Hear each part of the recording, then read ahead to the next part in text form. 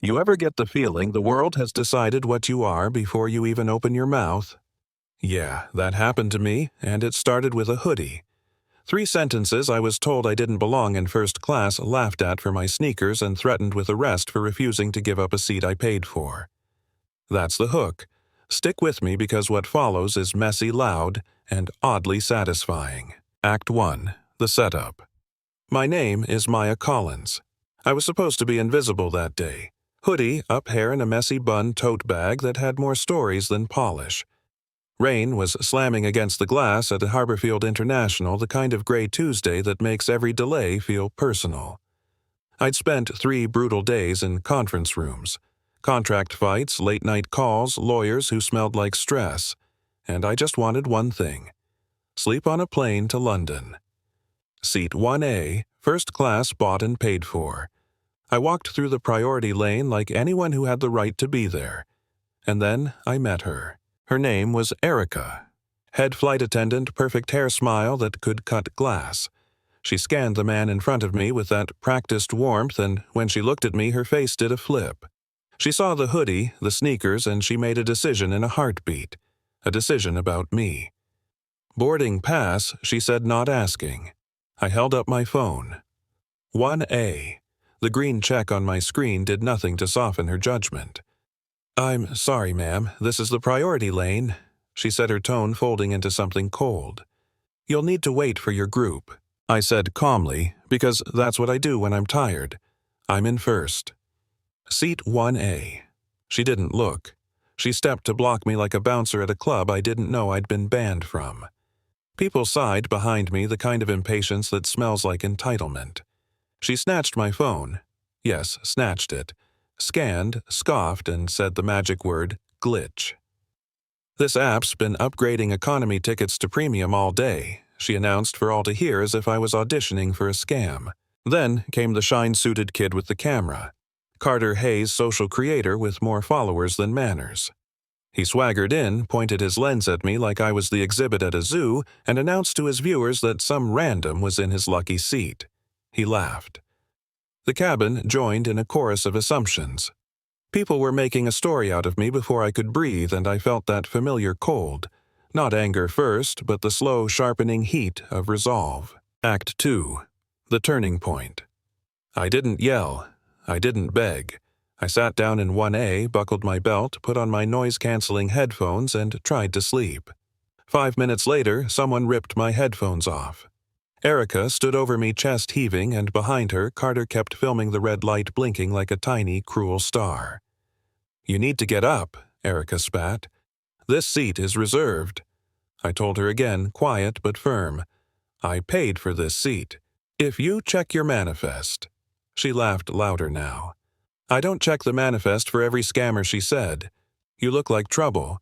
You know that moment when someone's prejudice is so obvious it becomes a dare." That was it. So I did what I do when I have options. I sent a message. Not to fans, not to Twitter, to the person I needed. I opened a secure chat, typed 3 words. Code red, flight 4319. Harassment. Not because I wanted a scene, but because I wanted the record. Seconds later, a reply. On it. Be safe. The cockpit door opened. The captain came out. Brass posture, the whole ritual. And he took Erica's side before he even knew my name. He told me I had to leave. He used words like disruption and security threat. He threatened to have me removed. That's when the marshals were called. They came down the aisle with the look of men who have removed more people than they remember. One of them took my shoulder firm but routine. Carter's camera got closer, hunting for the emotional peak. The crowd wanted the spectacle. I looked out the window and watched the rain smear the tarmac into a watercolor of gray, and I felt something click. Not fear, not bravado, but the clarity of someone who knows they're right. Halfway up the jet bridge, the security door banged open and a group in suits poured out like a storm. At the center of them was a man with a presence that made people rearrange themselves. He wasn't loud, he was decisive.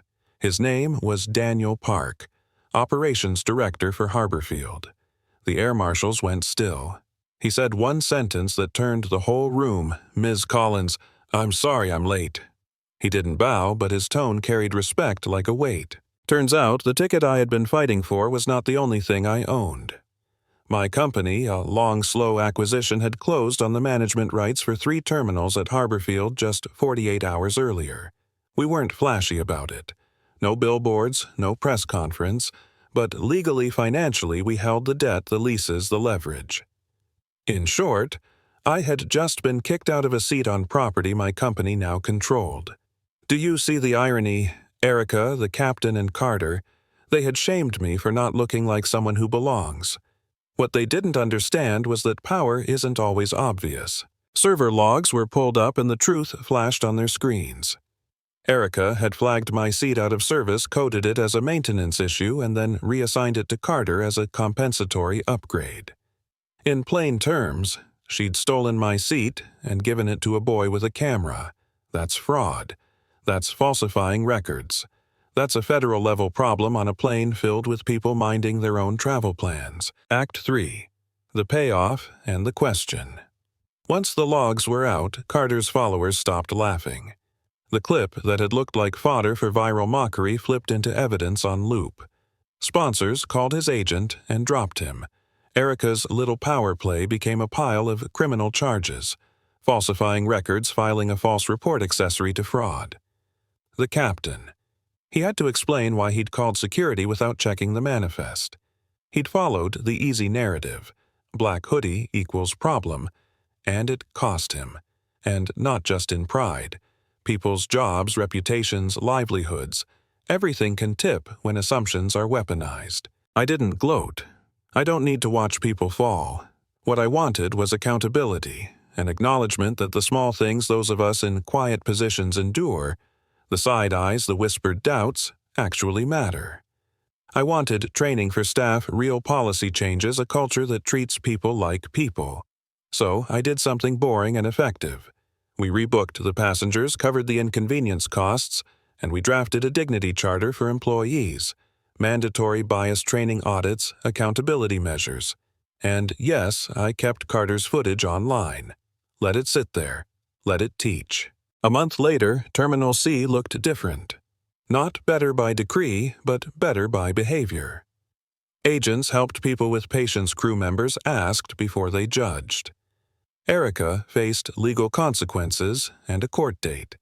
Carter lost the deals he'd built on attention, and the captain had to answer for more than a bad day. Lives were disrupted. Some deserved that, some not, but the system learned a lesson it had been slow to accept. Here's where it gets messy, where I want you to think and maybe argue with me. Did I use my power to punish? Maybe. Could I have handled it another way? Probably. Is there danger when money and leverage step into social justice? Absolutely.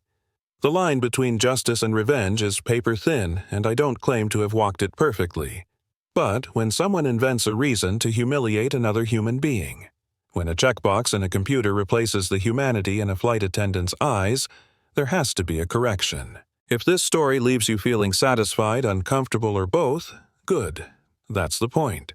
We want to talk about the instinct to judge, about how systems look when stress hits, and about what accountability should mean. I'm not asking you to pick a side and never change it. I'm asking you to notice when you're about to make someone small because of how they look. So, what do you think? Was it justice or revenge?